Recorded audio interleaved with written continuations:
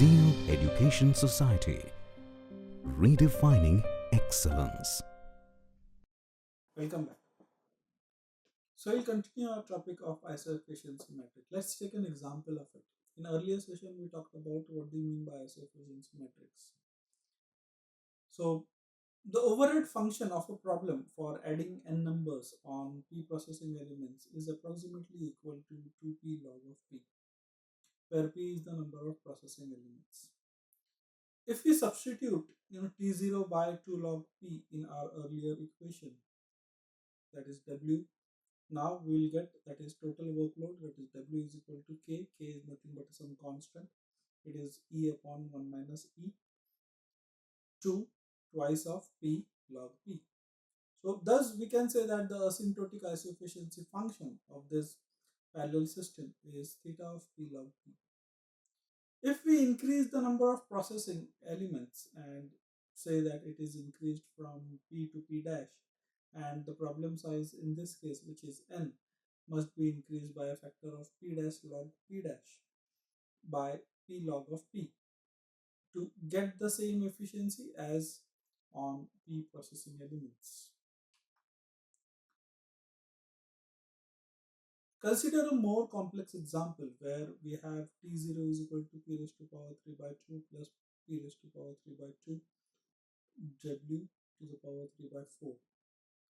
If we use only the first term which was used in equation 12, so we get w is equal to p raised to k into p raised to power 3 by 2. So using only the second term of equation 12, it yields the following relation between w and p, that is w is equal to k into p raised to power 3 by 4 into w to the power 3 by 4, which will give you w raised to power 1 by 4 is equal to k raised to power k into 3 raised to power k into p raised to power 3 by 4, which give you a value of w is equal to k to the power 4 p to the power q. So the larger of these two asymptotic rates determines the isoefficiency, and this is given by theta of pq. Let's talk about cost optimality and the isoefficiency function. So for a parallel system to be cost optimal, it is optimal if and only if we have p into tp is equal to theta of w.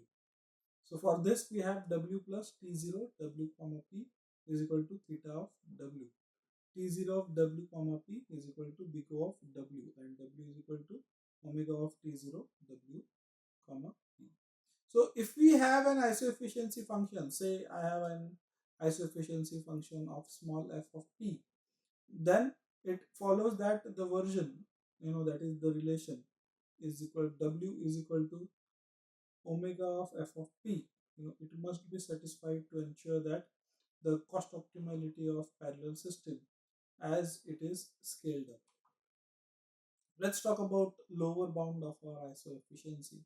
So for a problem which is consisting of w units of work, no more than w processing elements can be used cost optimally, and the problem size must increase at least as fast as theta of p to maintain your fixed efficiency. Hence omega of p is an asymptotic lower bound of your ISO efficiency function. That's it. Thank you. Zeal Education Society, redefining excellence.